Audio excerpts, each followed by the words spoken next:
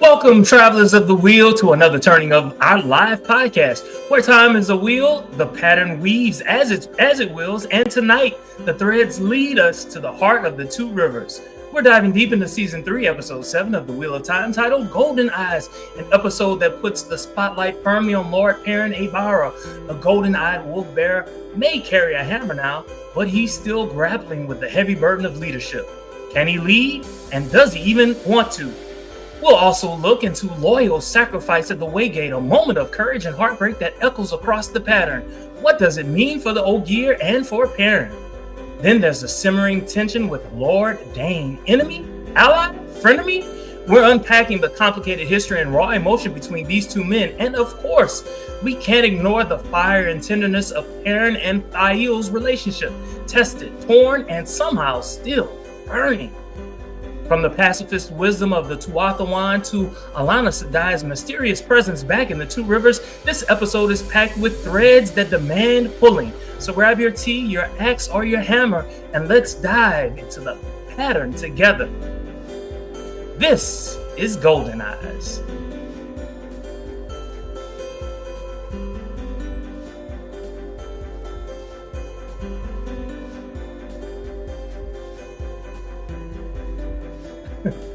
I can't get this off.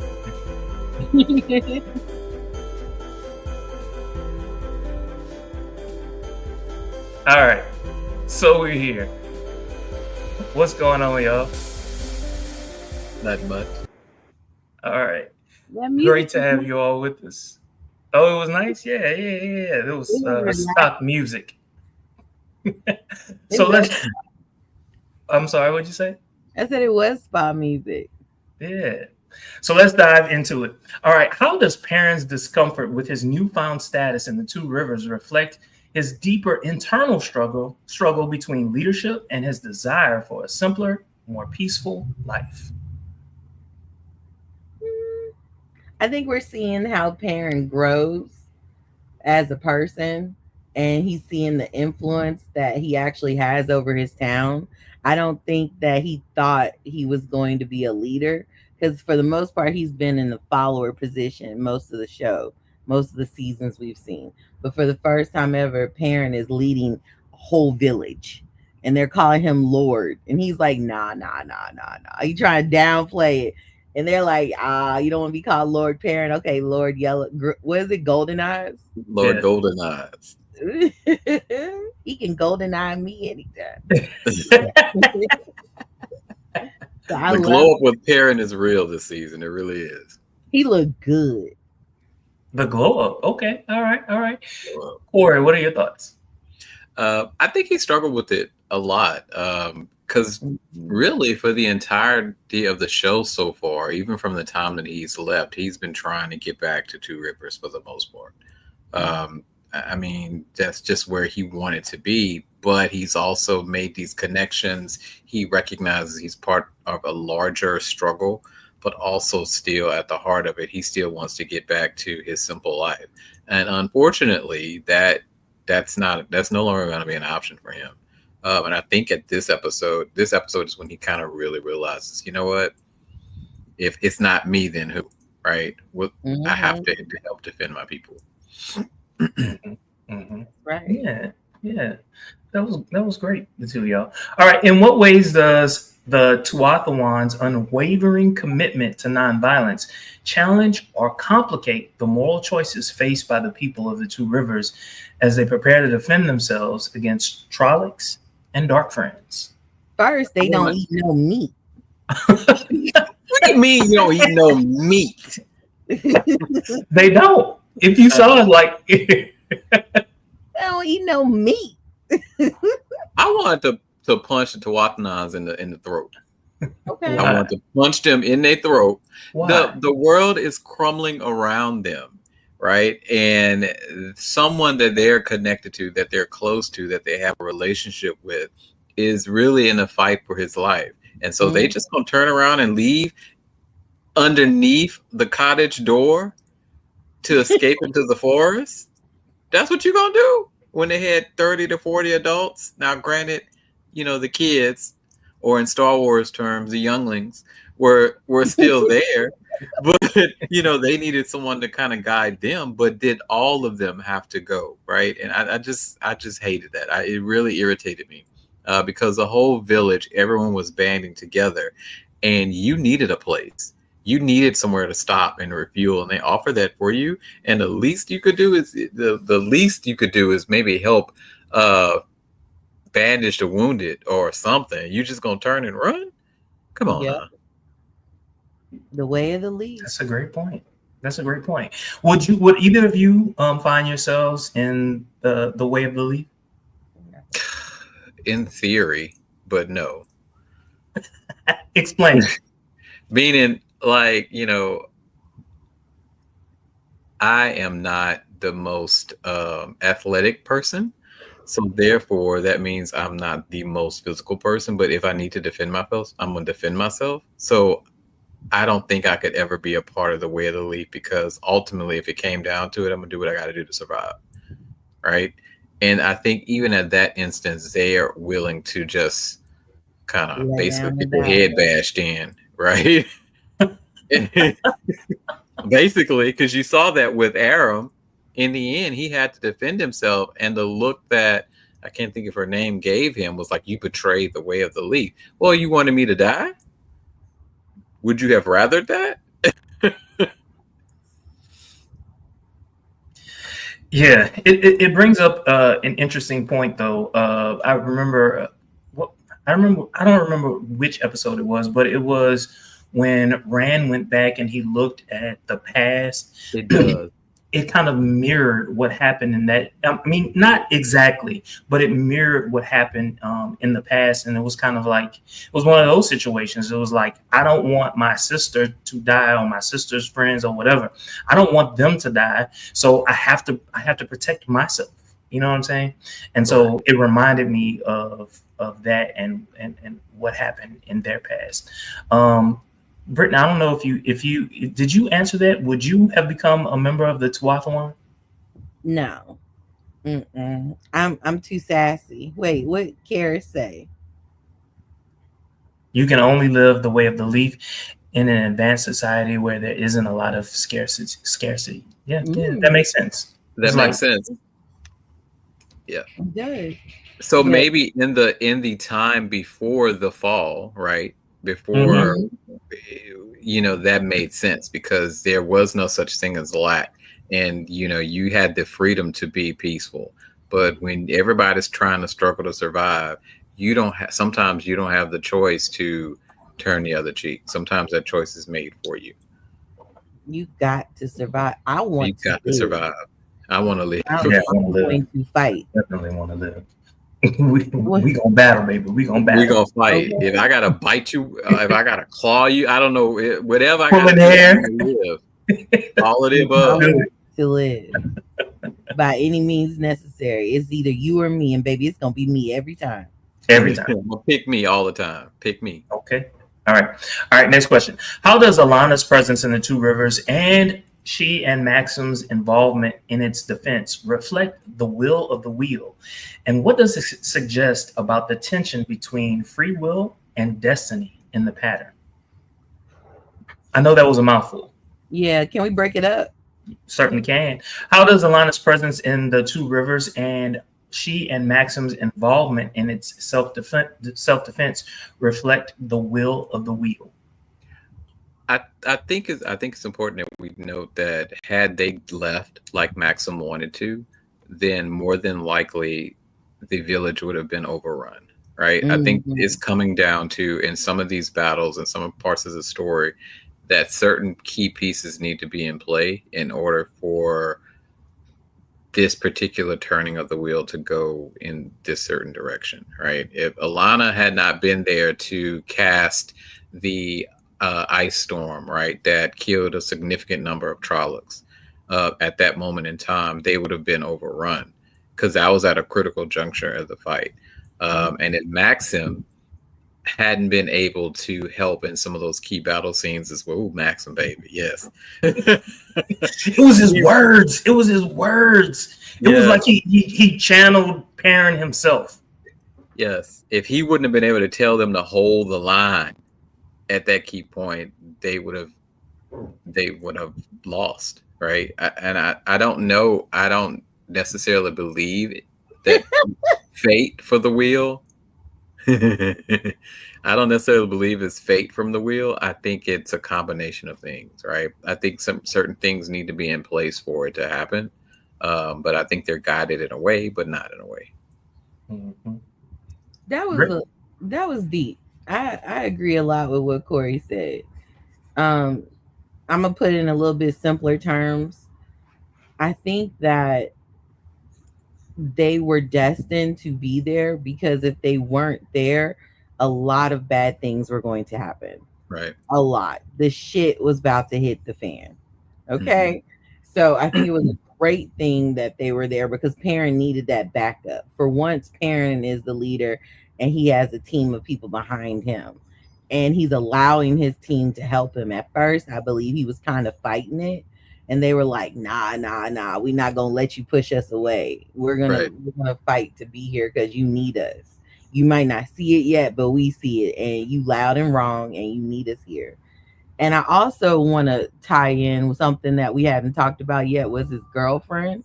What was her name? Fael. Mm-hmm. Fael would played a major part in helping him become the leader that he is as well, because he was trying to push her away. And he really needed to see that he needed her. He needed all the people that he can get in order to help him fight. And the whole time, that way of the leaf is kind of like, no, I want my loved ones to be safe because look at what happened to my wife. She went into battle with me with that warrior spirit. And so I think it's very, there's so many bits and pieces and intricacies to this wheel that's making it turn that without it, the wheel would fall apart. Mm. And to add to your point, that each cycle of the wheel, right, the same situations are going to happen, but there's going to be different outcomes because the pressure from opposing forces is going to be different in every turn of the wheel, right? So the next revolution of the wheel, Perrin may decide, he's not going to go back to Two Rivers, and Two Rivers is going to be overrun. He never meets Phelan, and whatever happens, right? I mess up them names. We tear them names up. What? Whatever her name is. What's her name? Fael. Whatever. I'm never going to be able to say Fael now, even though I know that's the correct way. It's always going to be Phelan now. It is Phelan. I like Phelan better. Ain't that country? It's so Louisiana. Phelan. It's Phelan. My mama name is Brenda Faye. Her daddy named Butch. What? Okay, so the second part, and both of you were kind of hitting at it. So what does this suggest about the tension between free will and destiny in the pattern? Is it free will or is it destiny? I think it's both. I think that, at certain junctures, we know that certain things are going to happen with each revolution of the wheel. There's going to be a dragon reborn. There's going to be the dark ones, et cetera, et cetera. But each revolution, there's different things that need to happen at each turn of the wheel.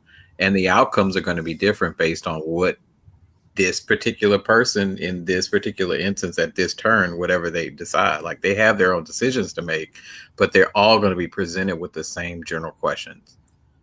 And I think that's what makes the turning of the wheel different each time. Right. I like that.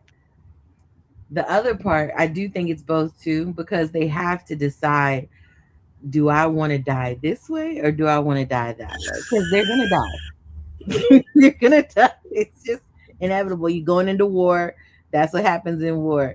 So what am I going to do? What choice am I going to make? How is this going to affect my future? And I think that it was really powerful when they went into what was it called when Rand and whatchamacallit went into the secret place where they saw their future and their past. What was that called? Oh, the Drahan or whatever it was called. Yeah. Yeah, that. Messed it up again. Listen, I know what's going on. I just can't pronounce none of it. Me either. It's so hard. It's so hard. In other shows, they would just call it something simple like the Circle of Life. Thank you. Let's call it the Circle of Life. When they went into the Circle of Life. Is it Rudian? Rudian? Yeah. Yes. Circle of Life. The Circle of Life. When they went into it, Y'all got me sweating.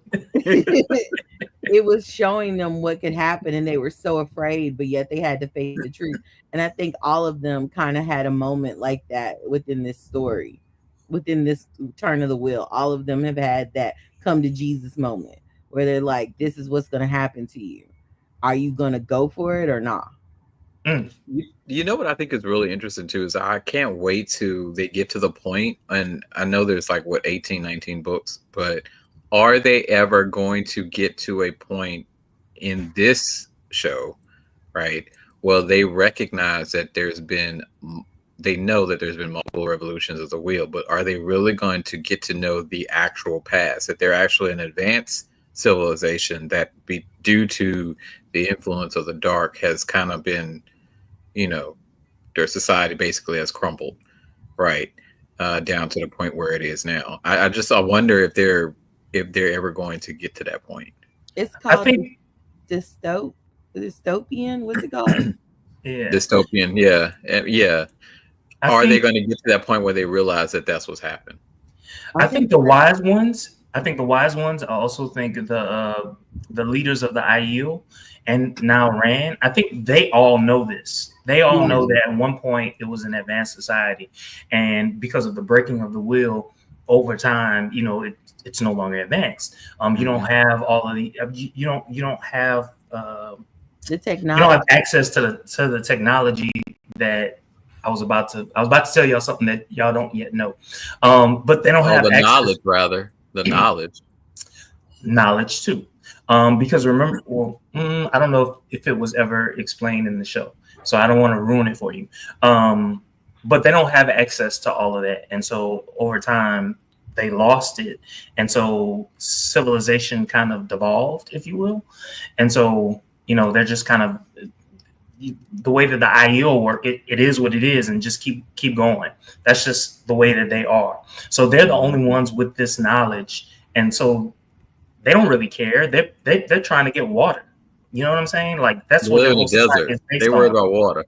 Yeah. So they can't evolve, if you will. Mm-hmm. Mm-hmm. They did kind of go into that briefly, but I think it was like a couple throwaway statements in a description that someone gave. It might have been Lanfear, perhaps, when she was talking to Rand, maybe. I don't know. She definitely does. Several times she does. She be dropping gems. She does, but if you're not really paying attention, you got to catch them or they're going to go over your head. Mm-hmm. All right, so how do the confrontations between Perrin and Lord Dain in the Two Rivers reveal deeper tensions between class, prejudice, and personal transformation? Which guy was it? Lord Dain is the White Cloak. The White Cloak that was upset that Perrin had killed his father. The blonde one. Yeah, that was deep. I think that for him, really and truly for him, the bigger struggle or the bigger fight was basically motivated by revenge for him killing his dad, for Perrin killing his dad.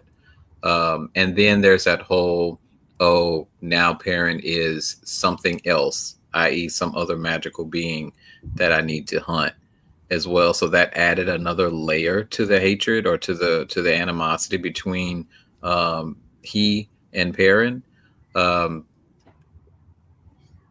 But I really view the White Cloaks as basically religious thugs, similar to the Crusaders, religious zealots, similar to the Crusaders. When I was reading, that's exactly what I thought. I'm sorry.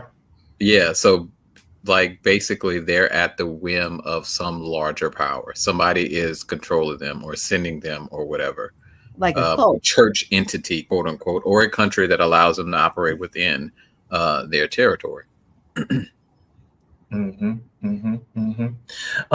Brittany? So I agree with Corey with what he's saying. And then I also am confused about their relation, because I remember when they first met, they were friends. And then he killed his father because his father killed his wife, right? No, his father killed Hopper. Oh, damn. Damn, he The killed. wolf. Okay, now listen, I love my dog Down. But I don't know. I don't know if I kill somebody because they killed my dog.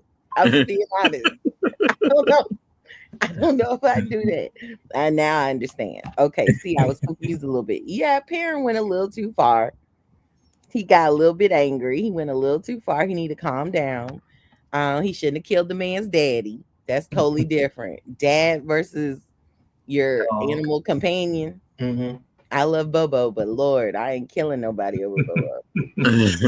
Okay, so let me ask this question. So if you were able to hear the thoughts of your dog, have conversations, I feel like with I your do dog, that now.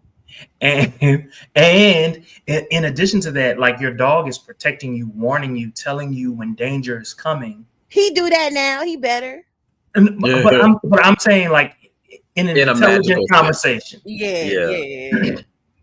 I understand. That's like a friend. You know what I'm saying? Yeah. Right. Their relationship was deeper than the way ours is in the real world. So Christopher Davis says, I don't know. Daddy needs to go. He was very honestly low-key prejudiced. He did come off like that. So I understand. So it goes back to my question. How do the confrontations between Perrin and Lord Dain in the Two Rivers reveal deeper tensions between class, prejudice, and personal transformation? You know, there's also that added element, you know, how dare this boy come against me and kill my father, right? This trash from Two Rivers, right? Yes. You know, that, I mean, that's ultimately what it is. The White Cloaks view themselves as a certain class or within a certain hierarchy. And not to mention Perrin is I'm not just gonna base it on person of color, but he's a different ethnicity or from a different region or whatever than what the White Cloaks from a small town. Because they don't in this society they don't really care about, color and all that kind of color or sexuality or anything. Mm-hmm. But that difference is also kind of like colors his view in a way. The only real issue or the only major discrimination that you see in this show is between those that use magic and those that don't. Mm-hmm. And here, this is where I think the books do a better job of describing it. There was classism in the books, major classism. You can see it. You can see it. Yeah, you can still see it. Okay. Brittany, do you have examples? Okay, so first example would be between what's her name that is Rand's like mentor, and not Landry. Moraine. When Moraine went back home and her sister was talking about the time when they lost money and how she had to do all this stuff to get back to the status where they're at now, and her son's about to marry the princess, and Moraine and her actions are about to mess up that status because her family's about to be back to where they were once before. That's one example. Another would be the Aes Sedai having servants and how they interacted with their servants. Christopher. Alanna calls Swan river trash. River trash. Ooh, that was deep. That was deep. She should have cut her throat just for saying that. Ooh, that was deep. That was so deep. I'm the queen and you gonna call me river trash? Off with your head. Those are the main ones. Okay, so and then what about this, right? The beginning of the episode, but definitely at the end of the episode, they were calling Perrin Lord Perrin, right? And in the books, they continue to call him Lord Perrin. Mm-hmm. That was a thing, right? So all of a sudden, now you have someone who was quote unquote trash, and now is a lord. He has all of this responsibility, all of this, authority or power, if you will. What's going on in the mind of Perrin? Well, he doesn't want it to begin with. He really still, at the heart, he wants to return to his simple life. And that's ultimately, he does at this juncture, he does not have a choice in that, because no one else can do what he can do in terms of leadership for Two Rivers. So he doesn't have a choice in that, and I think that really kind of colors his decision making, even to the point to the end of the episode, which I absolutely hate, but me too. To the point of the end of the episode, right? That colored his decision and him making the choice of why he decided to do what he did in order to save his village. I hate it, but I understand it. Expound. They set it up, like when you look at the episode, they set it up that way to where you knew something was going to happen when that, what are they called? Tuatha'an. I would have never got that right. Lord Jesus. Tuatha'an. When they came back, you knew something was going to happen. They had to have some type of impact on him. That was evident. So I knew something was coming up. And then the way that they influenced him, because he was with them for a long time, wasn't he? Yeah. And even the way he was talking once they came back, his girlfriend was looking like Phelan. Who is this? Because I don't know him. I don't know him with a sword in his hand, and he talking about the way of the leaf and the flower, and the leaf goes this way and the time is past. The fuck?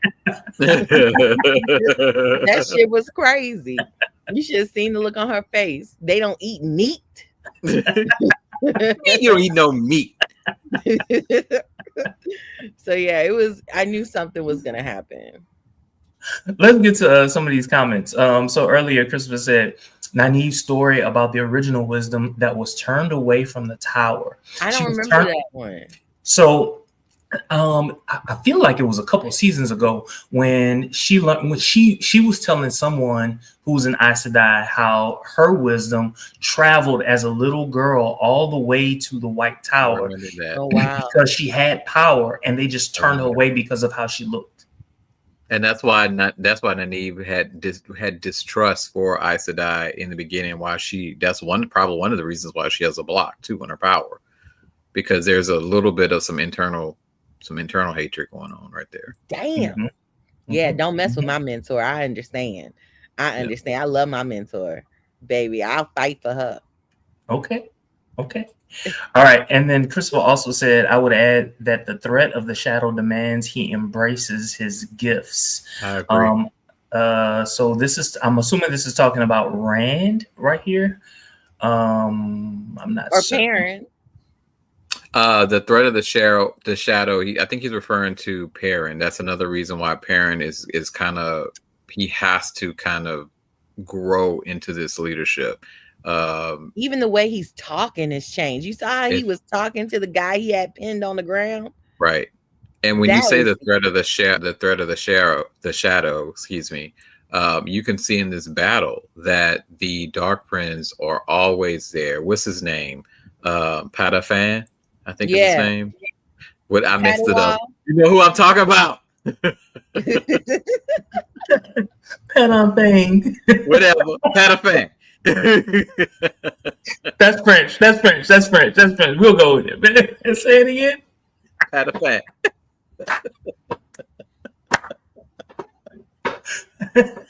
Anyway, but you can see how their influence is just everywhere. And he was already a Dark Friend. We knew that from a previous season. I think it was last season. But and his use and his control of the Trollocs. I mean, Two Rivers would have been obliterated if not Perrin had stepped up, right? And this is just a small battle that has really, ultimately, really nothing to really do with the grand scheme of things, other than they just want to get at Rand and destroy Two Rivers. And I mean, his petty is strong. It's a strong petty. Strong petty. Well, okay, since we're talking about petty, let's talk about someone who's not very petty at all. Let's talk about Loial or Loial. How does Loial's journey from reluctant adventurer to selfless hero culminate in his sacrifice at the Waygate? So let's just talk about his journey. What'd you say? He's such a gentle giant. When did we first see him when he was captured? Yeah. No, we first saw him basically when Rand and Matt entered Tarvalon, Mm-hmm. the city where the White Tower is. Oh, okay, because I don't remember that part. Season 1. Mm-hmm. Corey, you remember? Yeah, and he was such a pacifist. He's an author. His history, lover of history, et cetera, et cetera. He likes to tell stories. He writes stories in history, the library. Correct. I mean, he is not a fighter, right? In any city, in any situation, he would not be one of the people that you would automatically choose to go on an adventuring raid with or adventuring party, right? He is a historian. He's a librarian. He's a keeper of knowledge. He's someone that stays in the city or stays in the dwelling to ensure that the records are kept, et cetera, et cetera. And from that, he turns into someone that, when needed, he can be in a fight, right? And he can be reliable and ultimately make the ultimate sacrifice. I wish they would have found a better way to do it, though. Right? What do you mean? I know that, and I think the way that it was set up, that ultimately I figured out at some point in time, there's a couple characters that probably would be eliminated. And he was one of the characters that I kind of figured would be, because in a story like this, you have to have some sacrifices in order to kind of move the story forward, but also to really show that there are stakes to the game that they're playing, right? And I like the fact that he helped the battle, turn the tide of the battle, but I wish he was able to do it, I don't know, in a different way, right? Or at least maybe surrounded by everyone, right? Or in a bigger battle down the line, or, I just wish he was able to kind of get a little more, I don't want to say accolades, because that might kill it. Yeah, I mean, I agree with you, Christopher. That was the part about it that I like. There's just something about it that I just I'm going to miss the character. Who's to say he might come back? Yeah, I hope so. Britt, what I hope he come back, because we didn't see a body. We didn't see him die. And he a big old linebacker. I want to see what the real character look like that play him, because, baby, out of all that makeup, he looked like he thick. I was grabbing my pearls when I saw him playing the little knife game with old girl. Yeah. The Maiden's touch. The Maidens of the Sphere. Yeah, I was like, ooh, who he about to have both of them, because they was like, yes, we both want to play with you. I like that. But I was sad to see how they ended his story. Supposedly, we don't know. Supposedly ended it. I don't like that, but I do like how Chris was saying that he put the pen down and then he became an actual hero. That too, Chris. I do too. I really like that part. Okay, so this is a spoiler. This is a spoiler. So if you're watching, press pause or mute or whatever. When I stop talking, then you can come back. But anyway, he does not die. He does not die. I can also tell you that he has more to play in this story. What we saw in that particular episode, that was not what happened in the books, but I happen to know, because I was doing some research, we will see Perrin again in the television show. You mean what's his name? Oh, I said Perrin. Loial. Yeah. Oh. In one of my the Wheel of Time group that I'm in on Facebook, they were kind of debating that, talking about how did they really think he was dead, and how his role is supposed to go on. The actor is a fine dark chocolate sis.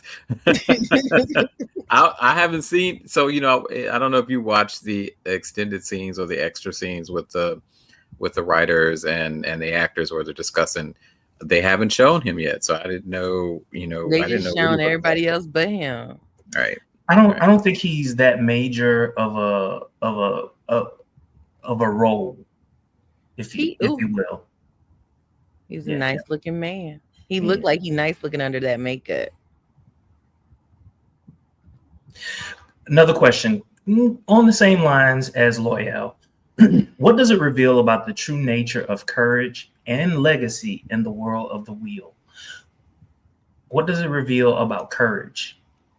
That everybody has the opportunity to redeem themselves and to show that they have courage within themselves to try to protect the light, I guess you could say. Let me ask you this. To play devil's advocate, do you think that's going to be extended to Lanfear? From what I've seen, so good question. But from what I've seen so far, I don't think Lanfear. She said I'm a little psychotic or a little crazy. She said that in one of the episodes, and then she started fighting everybody. So I don't know, because I see her as just, if it's not about Rand and her having Rand, then she's gonna be for herself. And whether that's dark or light, it don't really matter. She's just for self.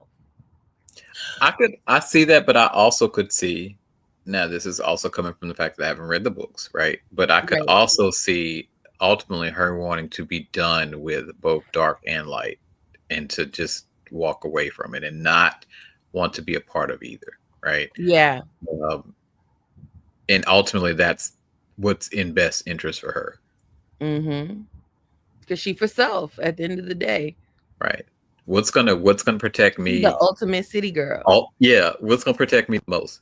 Leaving Rand alone and the dragon alone forever, or also, continuing with the dark?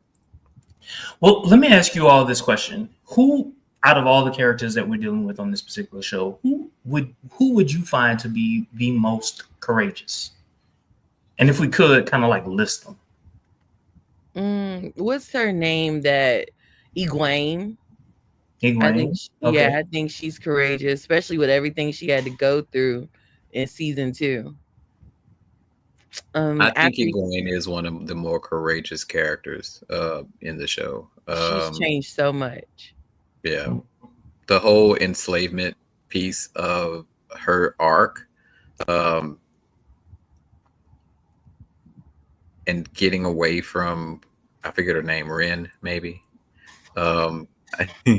I think that just adds another dimension to her, right? I had to read this comment a couple times before I understood. Are you talking about Elaine? Now she's shaking ass with her hand out, sis. Is that what you're talking about? Okay, so far we're saying Egwene. Any other characters? Who was Egwene's best friend, the princess? Elaine. Yes. I think Elaine's is becoming courageous too. She's having to do things outside the box, things that she normally would not do. Is it courageous for her to be and do because she is the daughter of a queen, Morghese? Yeah. To me, that's much more courageous, because when you're in that particular position, it's like a box, and you can't act outside of a box. I can see that. It's almost like someone that has money, for instance, someone that is either in their family is either high up politically or on the social calendar in a certain area of town, and say that particular son is gay or whatever, and the fear that they may have being able to be their authentic self, because they don't want to either disappoint the family or upset the political interests of their father, et cetera, or any of the other, considerations. So Blake is saying Avienda. So Avienda is the one with she's the Aiel with the locks.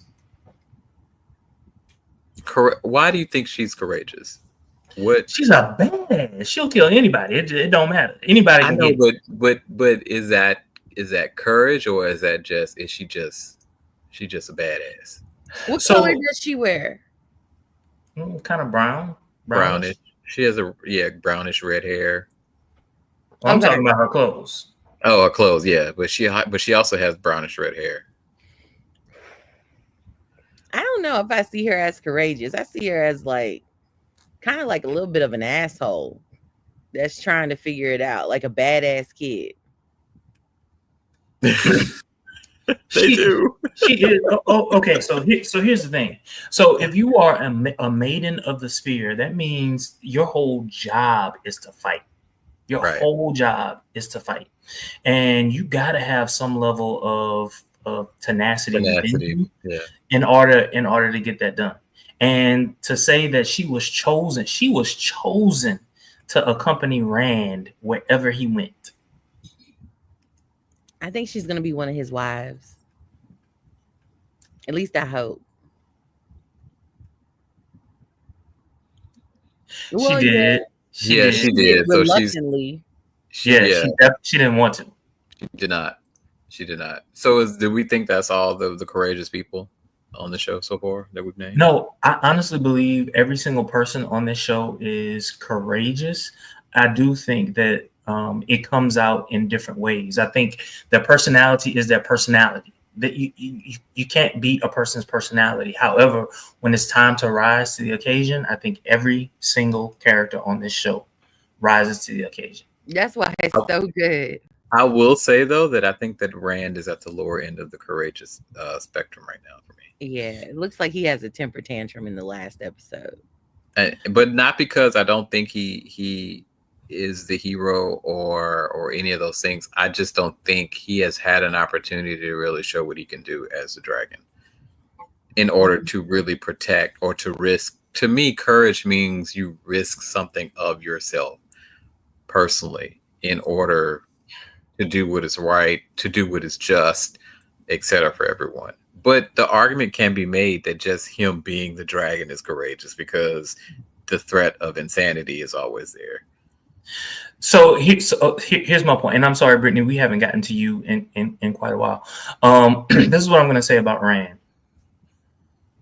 So, is it true that Rand doesn't use his power very often? It is very, very true.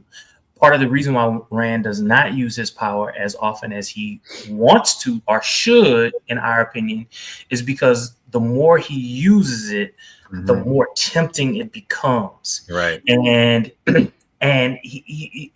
the books do an excellent job of it. He hears the voice of Lews Therin. The more and more he uses it. He hears the voice of Lews Therin, and he's slowly feeling Lews Therin take control over his body. And so just to walk in his space and to do all the things that he has to do, that's a tightrope that he's walking. Wow. And I think in that last episode, the episode before this one, they really did explain that when he was trying to bring back the little girl that passed and all the emotion that it took, and he explained that tightrope that he walked. I thought it's like some of the best TV on the show this season. So Blake says Avienda also initially gave Rand the prophecy as it pertains to her true people. Brittany, we never really got to you. Any thoughts about what we've been talking about? Well, I agree with what y'all been saying. I just don't like to interrupt people, so that's why I was letting y'all talk. But I agree with I don't. I feel like I don't. But I feel like everything y'all said made perfect sense. I really enjoyed the part that Blake was saying about Avienda and how she's courageous and she's coming in to help Rand.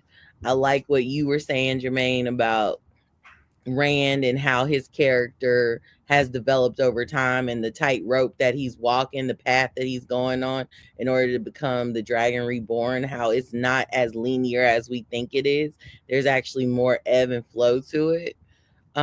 Corey, I like what you were saying about the different characters and how they are courageous as well. Blake also mentioned this. He says, Perrin was very courageous in the battle of the two rivers. So he's saying give Perrin his props. All the time. Oh yeah, we are lovers of Perrin. Yes, baby group. Daddy number Perrin. 1. He's still number 2 for me behind Rand, but that's my own thing. If you watch other episodes, you know why, but we're not getting into that. Rand is very nice looking. He really is. You know what, Corey, you and I have never discussed this, but the person who plays the character of Rand, I saw him in a movie years ago, had no clue that it was, this particular actor. The movie was about, a guy who fell in love with another guy. And the entire time that I've been watching this, I was like, this boy looks so familiar. Mm-hmm. And to see him in this particular role, like it's night and day. But that just shows how much of an actor he really is. I wanted to go back and watch the movie. I saw that he had played a couple, actually, I think it's a couple roles. But I'm about to go back and see, gotta go see it. I gotta go see it. It's on Amazon. You can catch it out. You can catch it. Go see it. Go see it. Anyway, Brittany, this next question is going directly to you. Right, I want you to have your time. In what ways does the rebuilding of Alanna and Maxim's relationship reflect themes of redemption, trust, and emotional resilience? Good question. So first, I'm gonna set the scene up. I really enjoyed how they were being playful with each other at first in the room. Somebody had brought him some type of treat and he was eating it, and she could sense from the connection that they have how great it was. And she was like, "Oh, you bitch, you gonna give me some?" And he was like, "Nope, I'm gonna eat it, and I'm gonna eat it because it's just for me." And how that playfulness they had back and forth. Maxim had that relationship with old boy. And so now you see the bond that they're building together is a little bit different than what they had before. It's growing and maturing into something more. And I love the fact that that Maxim didn't just leave her there. Natasha, I hate you because I catch what you're trying to do. You love her feed.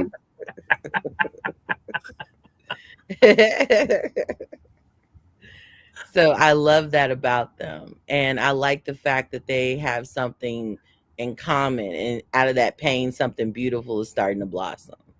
Cool. I think it's the same because for so long, they've been like walking a tightrope, right? Mm-hmm.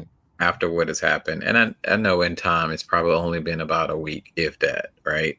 In reality. But they've been struggling, and this episode kind of showed them looking as though they're kind of finally going to get back to a place close to where they were before, right?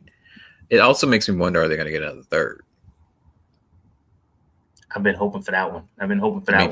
But Brittany, back to something that you were talking about, that moment when she bit his ear, I think it was, and he was like, that ain't for us. We're building something new. I was like, will you marry me? I really was, because it was like, we're gonna talk about that. We're gonna talk about these things. We're gonna set boundaries. We're gonna do. I loved it.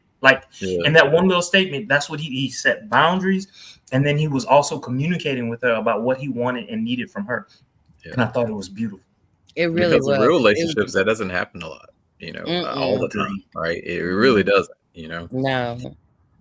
So Natasha says it's good that they get to develop, I need my glasses, their own relationship from the start before bringing another in if they want. Oh, another one coming in. It has to. The show's been lacking spice the last couple episodes, so we need a little bit more spice. What kind of spice you need, Corey? You know what kind of spice I need.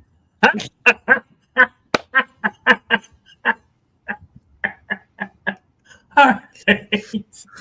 Next question. How does their bond influence their roles within the unfolding pattern? And we kind of talked about it earlier. How does their bond influence the unfolding pattern? Between Alanna and Maxim? Yes. So we did kind of talk about it already, but it's still, they're based on their choices, right? If they were not raunchy, but never that. I think that it kind of shows that if they were not there, college.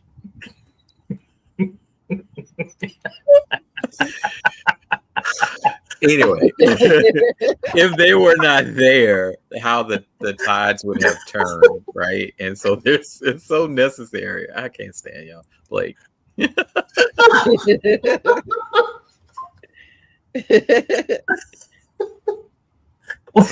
Corey, did you finish your thought? Brent? I agree with Corey. If they weren't there, the people of the Two Rivers would be demolished. They needed them there in order to survive.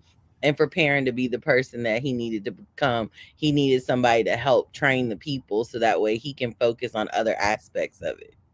What did you think of that moment towards, like, after the battle when the twins came up to Alanna and basically said, "Hey, are you going to take us back to the White Tower?" And Alanna was like, "No, I think you saved me twice now, and so I think there's something else that needs to happen. Like and it does not involve the White Tower." Right. I don't Because know. truly, if they went to the White Tower, they would be stifled. There's bureaucracy at the White Tower too, and they're needed in Two Rivers. Like, they need to be there to help protect, that area, right? Their hometown, those people. And there's something wild and free about their power. And I think that if they have to go to the White Towers, it would block that. It would be controlled. Yeah, and that's not the type of magic they have. All right, so I'm sorry, what'd you say? I was about to say, I kind of feel like that the White Tower, in as much as it tries to be a beacon, it is also a hindrance to some things in the show, like magic, the progressive, even their goal that they're trying to reach, right? Like, everything is so centralized in the White Tower that it almost kind of made them an easy mark or easy target. Mm-hmm. If they weren't so decentralized, maybe it would have been harder for the Black Aja or whomever to infiltrate and to ultimately cause chaos, right? That's just my thoughts. So, and again, this is one of those situations where the book, like, really goes deep into it.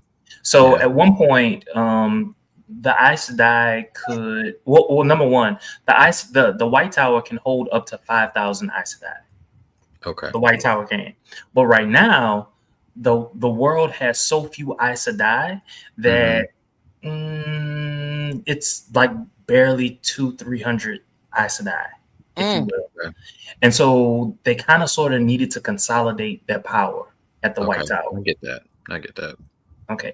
So Blake says, "I don't know why we spent so much energy on Alanna." And I asked him in the comments, "What do you mean?" And he says, and he has a couple comments. He says, "Yes, she's clearly a very strong Aes Sedai." He also goes on to say, but it's unclear in the show why she's important. The show doesn't do a good job of illustrating Alanna's importance.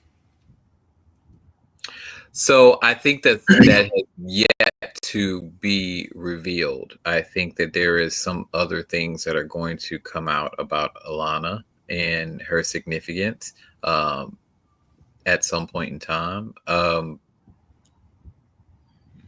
I also think that the show is using it as a plot point to help push the story forward. Her being in Two Rivers kind of helps push that narrative, the whole Perrin story, and kind of narratively move the story forward in that area. I agree with Corey. Like, you need an Aes Sedai. Every time there's a battle, from what they're saying, they need that power that the Aes Sedai have in order to channel and to understand how to control the magic in a way that is going to be focused and not so wild and all over the place. Every time you see an Aes Sedai, there's some type of level of bureaucracy that is in power. So that's what I've noticed. Like, the Aes Sedai, they learn how to lead. Like, that's one of the things that they learn how to do. And so I think that one of the things is she's there to help Perrin. And she's there to see what other magic is available to help in the fight for the shadow against the dark shadows. So I do think Alanna is important. I don't think we know fully, like we know Moraine's important. We know her storyline, why she's important. I think they're still trying to build it up. So Natasha, as the two of you were talking, Natasha added, "I like that Alanna has been developed more if she does what she does later in the book." So Natasha is giving us a glimpse that Alanna's story is important. Blake also says, I low-key was ready for her, meaning Alanna, to die in the end of episode 7. Oh, dang. Blake, no, Blake. No. So you're just not an Alanna fan. It sounds like, Blake. You're not here for her. No, he's not at all. And that's okay. That's Everybody okay. has their favorites. I think Alanna is just sexy as hell. She is. Sexy as hell. And I love her style. Yes. I mean, okay. But I mean, okay. So we haven't really we've been talking around it. We only have about less than 5 minutes. The battle scene. I've left it out because I wanted to save it for last. What were your thoughts about this battle scene? Let's go with Brie. The thoughts on battle scene, it was good. It was bloody. It was like something out of Game of Thrones. It was all over the place. There was chaos. I loved how everybody came together and they were fighting. But then at one point, it looked like they were losing. And then all of a sudden, here come the White Cloaks to save the day. And then I liked the fact that the White Cloaks came and helped. I didn't like how they took Perrin in the end, but I do like how they fought the Trollocs off. Corey? And we're going to get to other comments. But Corey? I agree. I like all that. My favorite part was, what's his name? We called him a coon the last time we talked about him, but Valdar. Oh, Val, Valle. Yeah, I liked how he died. I wanted to be a little bit more brutal. I could not stand his character. I could not stand his character, and I was waiting for him to die. And Potiphar, I wanted him to die too because I couldn't stand him either. But I think he's going to be a big spoil in the future. I think he's got a very interesting villain, and I think there's a lot they can do with him. Other than that, I thought the battle was great. I expected a little bit more magic to be thrown around, but I expected Perrin to use his wolf brother sense a little bit more, and I'm a little confused why he doesn't tap into that power a little bit more. But other than that was great. I don't think he knows how to control it yet. In the books, he's like more than halfway there. He hasn't fully. So here's the thing: if you fully immerse yourself into the ability, you don't want to be around other people. Oh, it's like a werewolf, right? So, okay, got it. So he's not there yet, right? Now, what we need to remember though is, in the TV show, he left. Hopper was the only one that wanted to go with him. And so all the other wolves are like wherever the other wolves are, and it was just Hopper, right? So so he didn't really have any more help as far as that was concerned. And the whooping out. Got it. Mm-hmm. Let's get to some of these comments. All right. So Blake says, laugh my ass off. I love her, but her story was complete. Blake says, in accordance to the TV show, not the books. Karis says, thank you for coming back. Karis says, I was pleasantly impressed. She was impressed with Alanna. Blake later says, they really ate that battle scene. I agree with you there. I loved it. All right. Christopher says, Alanna is collecting a lot of small role Aes Sedai storylines in the books, along with her big storyline coming. And yeah, I caught that too. They were, it's a TV show. They can't have all those characters, so they're kind of merging. So I get it. Kara says, Manic. Oh, I'm sorry. Let me show it. Manic Meeks cheered when Valda turned up. Manic Meeks? Turned up. I don't know what Manic Meeks means. I was so happy when they set him on fire and he realized. Oh, I was so excited. Oh, Lord, I was so excited. I was like, yes, die. All right. I also think that they could have done a little bit more going into why he was such a dick. Like, you know how you meet people and you're like, who hurt you? You know? Just out of curiosity. Karis also says Perrin didn't tap into the wolves for 2 reasons: show budget, and wolves are being killed in 2 rivers. Oh wow! So we did see that the wolves' heads on stakes. Yeah. And Karis also says Manic Meeks is another show only YouTube watcher. Oh, gotcha. Okay. Show only, gotcha. Yeah, I loved the fact that the twins were like they were telling Alanna, we don't have any more juice. We can't do it. We can't save your life. And then he shows up, and then woof woof woof woof. They burned his ass. And I was like, yes. Yes. I was here for every second of that. I was too. I started clapping and jumping off the seat. And then turned around and saved Alanna's life. Yep. Mm-hmm. Mm-hmm. They better. So what do we hope for the final episode? Like, what do we want to see happen in the last little bit of time we have left? Somebody's going to die. Of course. Somebody will die. Somebody a major character is going to die. That's what I predict. And they're not coming back. They may come back. They may be resurrected in some sort of way. And I would maybe predict that maybe they are resurrected to the other side, perhaps. I think we're finally going to see... if that's possible. What's her name? The Red Aja. Leandrin? Leandrin. I think we're finally going to see Leandrin pop up with her crew and do some bad bitch shit. And I think Lanfear and Moraine are going to get into a fight. Rand is going to be telling his feelings to people. What feelings? Tell me what you mean. I need to know. Okay, I think him and Egwene are going to have another talk. Him and Lanfear are going to have a talk. Him and Moraine going to have a talk. He going to iron it all out with Moraine, and they're going to be cool. Him and Lanfear, it's going to be a toss-up. Oh, Nynaeve. I hope we see Nynaeve. I think that based on the books, there's something that I've read, according to the groups I'm in, there's something that's supposed to happen, or a couple things are supposed to happen before she breaks her block. But I at least hope we get to see her use some of her power. A little bit. Just something. I mean, come on now. Just a little bit. We gotta see something. Also, we ain't seen nothing this whole season. Right, not a draw. Also, I'm a little bit tired of Rand being a fuckboy. I need him to do better.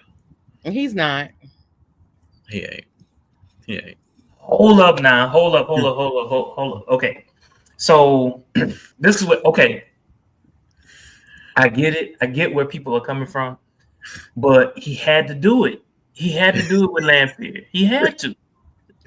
Otherwise, there was some information that he needed that only she had, right? And she was hipping him to game. And because he was doing what he was doing, that allowed Lanfear to then work with Moraine. Right. Which again allowed his powers to progress. Like, he had to do these things. Yeah, I get it. Yeah, I agree. But he's still a fuckboy. Yeah. If it's happening in his dreams, does it count? Yes. Because with Lanfear, more than likely, the dream is probably more real than reality. That's right. Even if you in a different zip code, it still happens. So when you having those wet dreams and you dreaming about somebody other than the person laying next to you, we talking about in a show, a supernatural show with powers and manifestation abilities and all kind of stuff like that. That is the difference. Because they could die in Wheel of Time. 3 cares. 3 cares. Yes, Age of Legends, Kitty. Yes. Mm-hmm. Nobody can say no. Nobody can say no. She throwing that thing around. Mm-hmm. I ain't mad at her. Throw it around, sister. She cockily throws it around too. I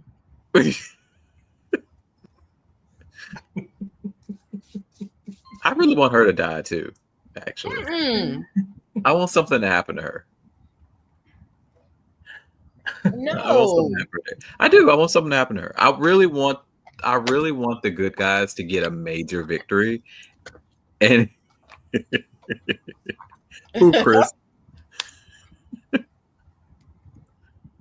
I love the villains in this show. I do too. It's so hard to hate. It's like you love to hate them. Like I love them so much. I need the good guys to get some good wins, though. I feel like they're being beat up. Just like for the majority of this show, I feel like they've been beat up.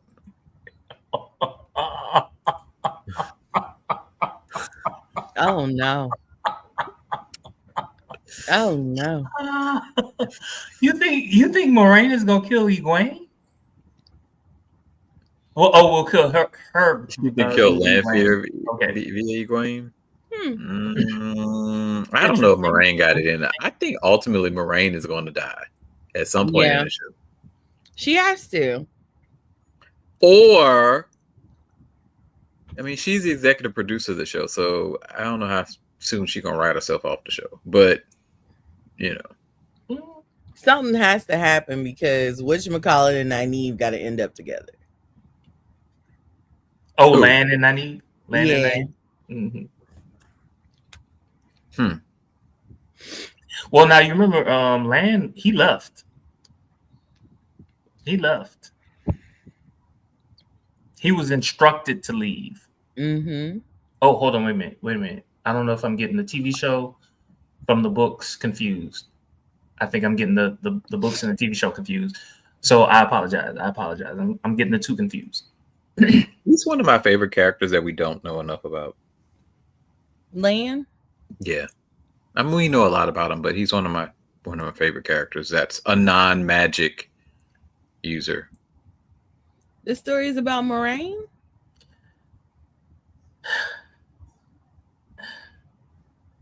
Is it though?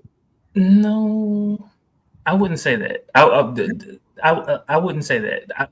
If you read the first book, you would definitely think that it's all about Moraine. Maybe even to the second book, you would definitely think it was all Season about 1 and 2 was basically all Moraine. Blake, do you really want me to share this information? I'll share it. So Blake says she doesn't die in the books. But so listen, that doesn't mean for the TV show they're not going to take some liberties. They've already done it. I know a lot of the book readers are, not happy about some of the liberties they've taken, but look at what Kara says. This is interesting. She says she wants Dain, the White Cloak, to become a wolf brother. Ooh, I would actually like that.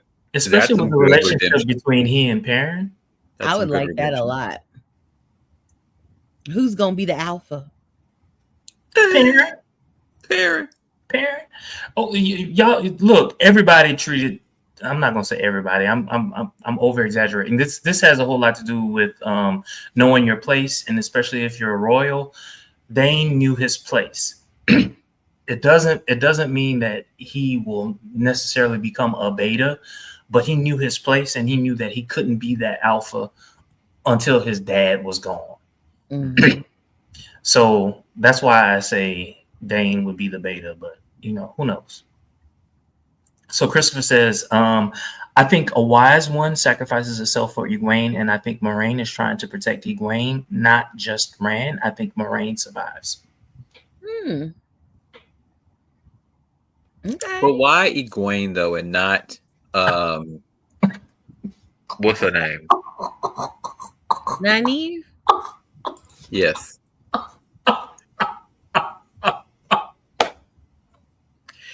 Isn't she though? Yeah, she is. She's running that household. She is running that household. I would actually like to see Perrin and Dain. That's a fan fiction that I'm gonna have to look up and see if they have out there.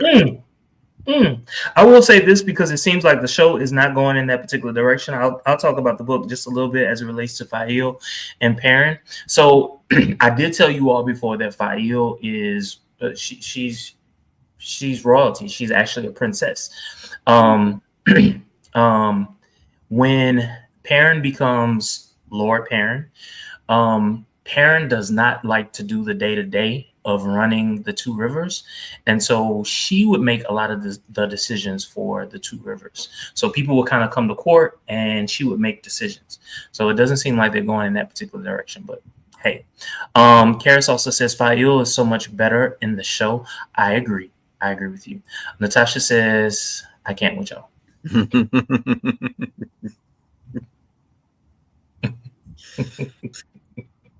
Any other thoughts about the upcoming episode or even next season? What do we expect to happen next season? This is like major spoilers. Ooh, I think they're really going to amp it up. Moves. More magic. More magic? Like crazy amounts of magic because of all the young people that she's recruiting in the two rivers, and possibly older. Like that wisdom that was killed that was able to kind of tap in. The alcoholic. Mm-hmm. I'm excited to see what happens. I think the pace of the show is going to pick up tremendously. Because it started off like bam, bam, bam, bam. This season did. I think that spoiled us a little bit because those first 15 minutes, we expected every episode to have a battle like that, or at least every couple episodes of the fighting to be like that, and it wasn't. But it still was a really great season. Yeah, it was really good. Let's rate the seasons. Season 1, 2, and 3. Seasons 1, 2, and 3. 1 is a 7. 2 is a 7.2. Or maybe even an 8. 7.5. 2 is a 7.5. 3 is an 8. Okay, so for me, I'm not gonna rate it like that. I'm gonna just put them in order. It goes 3, 2, and 1. I agree with that. I do. Mm-hmm. Oh, I hope the first season was good enough to where you was like, I'm curious about this show. Yeah. But it wasn't like a sci-fi channel show. It seemed like it. It gave me sci-fi vibes. I'll admit, the very first time I watched it, I watched season 1. It was something that I put on to go to sleep on, and you know how like you go to sleep and then you wake up and you see something happening. I was like, hold up, wait a minute, this show is good. Yeah. Let me go back. Yeah. That's what happened for me. There was something else. I sent you all a text. I noticed that for weeks, The Wheel of Time this season had been rated like number 3 in the country. And all of a sudden, with this particular episode, it jumped up to number 2. I think the show is like catching on in a major, major way. I hope so. It's so good. It is such a good show. I really hope that they can continue. Maybe not. I don't anticipate the show being more than 7 seasons, but I hope they can really give us a complete story. Karis, when I read the battle in the books, I literally cried. Karis, when I read the battle in the books, did they do it justice? For those of you that read the books, did they do it justice according to the books? It was good because I got teary-eyed. Watching it. You know, they took creative licenses here and there, but it was still good.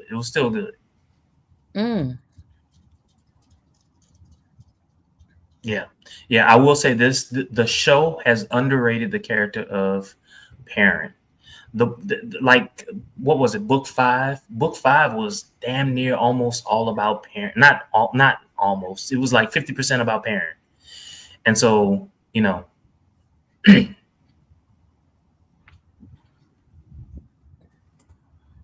So Kara says it's not the same scale in the show, but beats were excellent. Blake says in the books the battle is longer. Yes, it was. Them farmers were on they shit, baby. They said, forget the spear, give us a longbow. Yeah. Maxim was like, you cannot handle this. And I thought he was being cheeky when he was like, I can handle whatever you can handle. I was like, well, wait a minute now. Yeah, the women's circle. Oh, I thought that was great. The women's circle was fantastic. Yeah. Phelan was like, I like this women's circle. I mean, they're basically the Aes Sedai. Mm-hmm. They just don't know it. You know what I'm saying? Yeah.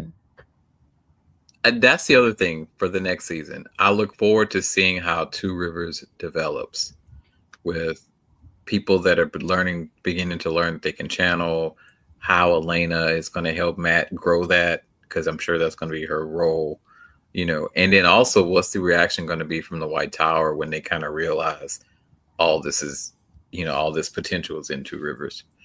Oh, they coming for him, baby. Oh, thank you. Blake, we here for you, Blake. Oh, hearts. So Kara says, did you notice the women's circle were the last line before reaching the kid? Yes. I did. Yes. But more than just that, they were doing hand-to-hand combat. The men were just on their longbows. The women were fighting. Oh. They were fighting. I was here for every second of that. It was amazing. I just hope there's no cliffhangers in the next episode. I know there will be, but I would just like they're not to do that. Yeah. They're not to do that to me this season. Yeah, you gotta want you to come back next year. I needed at the end of the summer though. Kara says, absolutely love Black Nerdom. So listen, guys, if you guys have some other shows that after this, is done, do you think that we should be talking about? Let us know. Please. Because I think we do interview with a vampire justice, but I'm certain there are other shows that we could also do. Yeah. Y'all we're gonna talk about the other show because I still haven't seen the finale of it yet. You haven't seen the finale of what? Mayfair. Oh, well. It was a. And then the season 3, they're gonna move it to Salem. I'm done. Oh, I'm just hearing that. I didn't know about that. It's gonna be in Salem. It's not even gonna be set in New Orleans. Oh, well, then I'm not gonna like it. Who knows? That's the fun. It may get better for some reason, even though I believe the entirety of the Mayfair saga is based out of New Orleans. The Magicians was so good. Oh, it was so good. It was so good. I'd rewatch it. It was like Harry Potter meets soft porn. It was so good. Y'all want to cover the Magicians? How will we do it? You can't do it episode by episode, but how? No, because it's too old. How about one season at a time? Like, it's so many episodes in a season. It's so many episodes, though. We'd have to break it up into like 4 episodes a show or something like that. Okay. All right. I don't know if I'm gonna go back and watch that. It's been too long. No, it's good though. It's good, especially the. You know what? I remember. I cry for everything. Y'all remember that one episode of The Magicians when I don't remember the characters' names, but it was the Quinn and the dark-haired dude in the cottage episode. Yes. And they lived a whole life in like the span of and fell in love. Whatever. Yes, I cried that episode too. It was the best episode. So good. Just for him to die. Just for him to die. Like, oh. I love POC characters and queer characters in fantasy. I love it. Yes. Back when I used to do, I'm sorry. Kara said, did we watch The Expanse? Yes, I did. Back when I used to do podcasts, like audio podcasts, I used to cover it. I used to cover The Expanse. The Expanse. I started watching it. That's where I got introduced to the actress that plays Elida. Yeah, Elida. Yeah. So in that show. So Britt, you watched The Expanse as well? Mm-hmm. It was good. I stopped watching it because I started picking up things that were a little bit quicker than that show, like the action and the story moved. Yeah, wasn't it like season 2 or 3 that got like super? It really got kind of slow, and it got really kind of yeah. When it stopped being about old boy, I don't remember his character's name. The white boy, Thomas Jane is the actor's name, but yeah. When it stopped being about him, I was just kind of like. Yeah. But anyway, all right. Those are I think those are some good shows. They're old, and we would definitely have to think. Holden, there you go. We would have to think about how we would cover it. Yeah. Anything newer? Yeah, anything new? Not Anything once upon newer, a time. not anything old. Anything newer. Not once upon a time. I remember that show. Good That night, was a Blake. good show. I used to watch it religiously. I ain't gonna lie, I did. Then it got weird. Yeah. But anyway, thank you all so very much for watching. Don't forget to like, comment, and subscribe. Share with all of your friends on social media. We would definitely appreciate it. Until All next the time. Black nerds, send them to us. Yes. That's right. Y'all have a good one.